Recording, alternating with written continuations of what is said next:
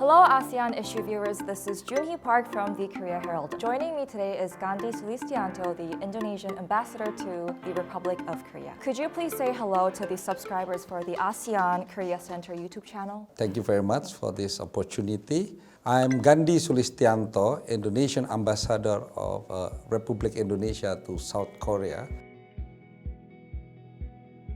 To greet you all in this ASEAN Korea Center YouTube channel.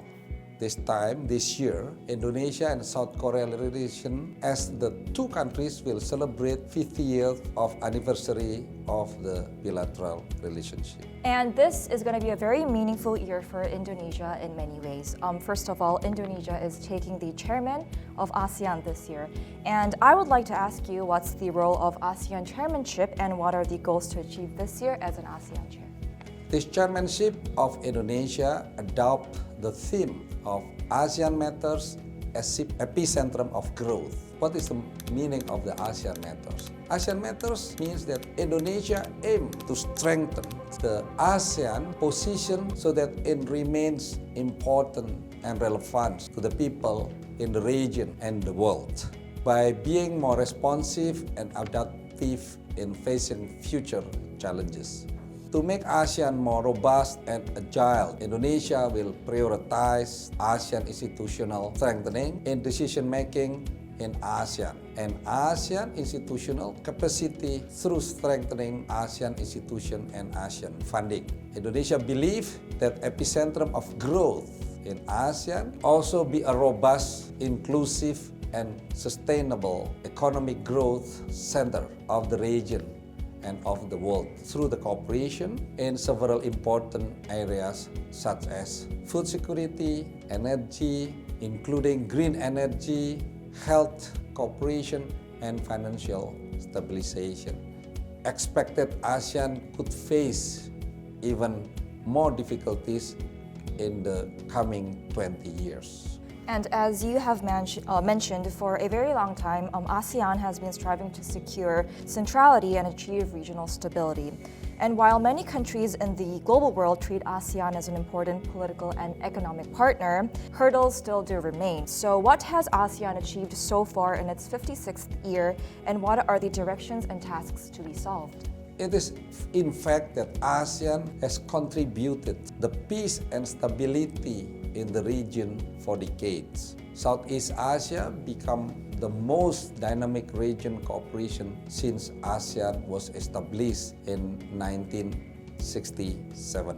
Thus, ASEAN has played a central role in promoting and maintaining peace, security, and prosperity in the region through cooperation based on consensus and consultation, among others. The active participation of ASEAN centrality and ASEAN-led mechanism is very important to promote open dialogue and cooperation to create peace, stability, and prosperity, as I mentioned earlier. During the ASEAN Foreign Minister Retreat on February this year in Jakarta, on ASEAN member countries highlighted several challenges such as impact of the COVID-19 pandemic, geopolitical tension, food and security, and financial stability. To address those challenges, ASEAN is committed to continue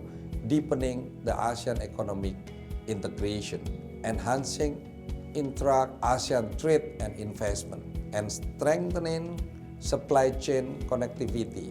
ASEAN also aims to implement the ASEAN Economic Community Blueprint 2025 to achieve an economical integrated, competitive, connected, resilient, sustainable, and inclusive region. And for many years, ASEAN and Korea have built a very strong relationship by cooperating in various fields. And the Yoon Suk-yeol government of the Republic of Korea announced the Korea-ASEAN Solidarity Initiative and suggested a new direction for ASEAN-Korea relations. So how do you evaluate such an initiative and what's your take on it? First of all, I am very happy that the relationship between South Korea and ASEAN remains stronger. There has been many cooperation in various fields such as trade, investment, culture, tourism, and people-to-people context. Indonesia welcomed to the initiative of South Korea to foster cooperation with ASEAN. A Korean ASEAN Solidarity Initiative. You know, kasih in Indonesia means love. Yeah.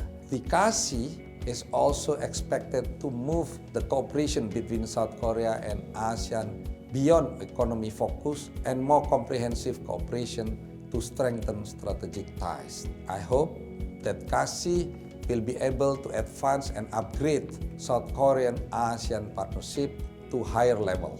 Since Indonesia and Korea have been cooperating in many different fields for the past 50 years, what does Korea mean to Indonesia? The two countries show common values such as democracy, respect for human rights, and open economy. Through this level of partnership, Indonesia and South Korea open a new era bilateral relation. Between the two countries, it would be advanced Indonesia-Korean cooperation in foreign relations, defense, trade, and infrastructure development, people-to-people exchange, and regional and global cooperation. There have been various achievements, agreements, and initiatives to enhance cooperation, but there is still much room to future cooperation. One significant milestone is the establishment of IKSEPA. IKSEPA stands for Indonesian-Korean Comprehensive Economic Partnership. With the Indonesian-Korean Comprehensive Economic Partnership taking effect in January, I'm optimistic the trade volume will be increased. And the IKSEPA will boost the Korean business interest and also the economy benefits in Indonesia. So Jakarta is a city that embraces modern city life and has a very, very rich history.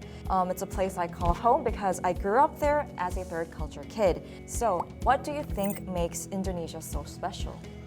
It's become the modern city.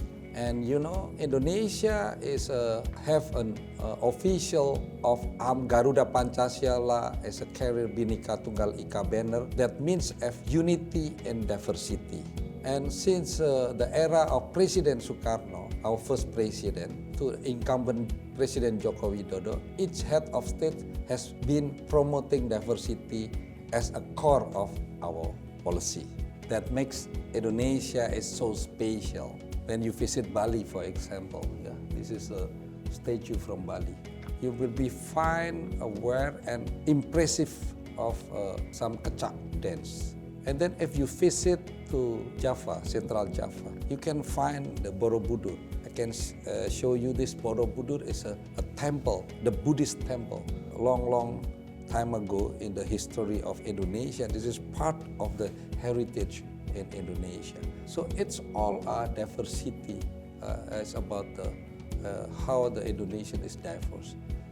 We have 700 languages, around 1,000 races in Indonesia, and about 17,000 islands. You just name it, what kind of places that you interesting, you can find in Indonesia. And you are also very active on social media. You have around 26 followers on Instagram. You have a TikTok account as well, where you explain Korean culture to Indonesians. So what part of Korean culture do you think Indonesians gravitate toward? I started my social media since I was in Jakarta.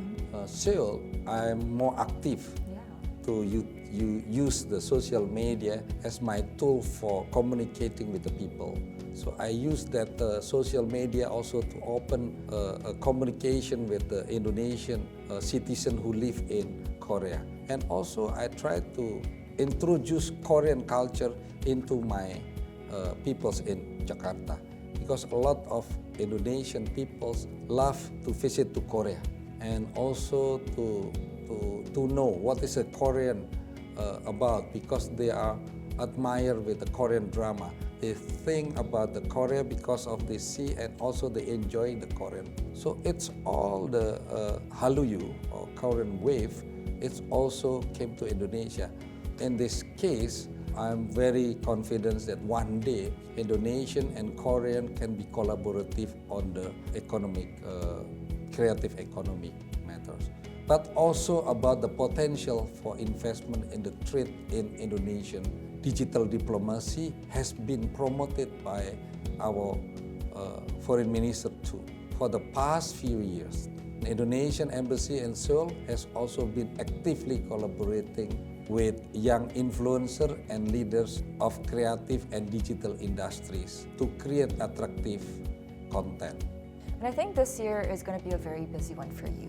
How do you plan to celebrate the 50th anniversary of Indonesia and Korea relations? That Indonesian embassy in Seoul will be busy. There is one thing that I would like to highlight it on the 50th anniversary of Indonesia-Korea friendship. This is not just about G2G or B2B, but the most important, it is P2P, people to people.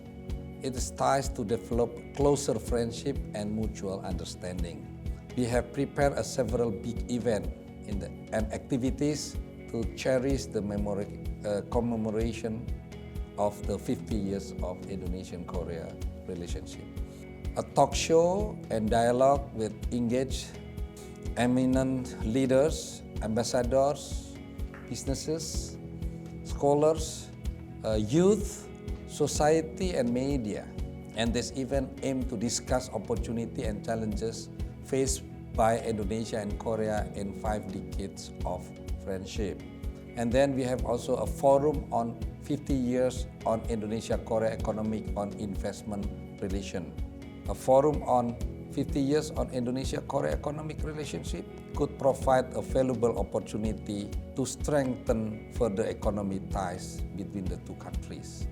Taking into account the importance of culture in deepening the friendship and understanding between Korea and Indonesia.